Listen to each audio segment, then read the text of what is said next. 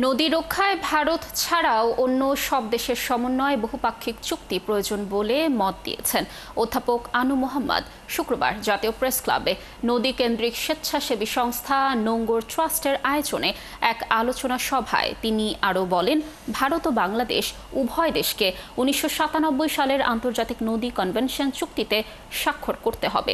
বিগত ৫৪ বছরের সব সরকারের মতোই ডক্টর মোহাম্মদ ইউনূস সরকার নদী সংস্কারে কার্যকর কোনো পদক্ষেপ নেয়নি।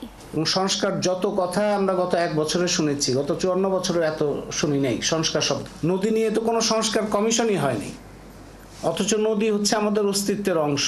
আন্তর্জাতিক পানি কনভেনশনে ১৯৯৭ যেটা, সেখানে ভারত স্বাক্ষর করে নাই। ভারত স্বাক্ষর করে নাই কেন সেটা আমরা বুঝতে পারি। যে কারণে ভারত স্বাক্ষর করে নাই সে কারণেই আমাদের স্বাক্ষর করা উচিত। রাজনৈতিক দলের যে জাতীয় ঐক্য আমরা দেখতে পাই, সেই জাতীয় ঐক্যের বিপরীতে জনগণের জাতীয় ঐক্য তৈরি হয়, নদী রক্ষা পায় এবং আমরা নিজেরা আমাদের অস্তিত্ব বিপন্ন হওয়ার হাত থেকে আমরা রক্ষা পেতে পারি।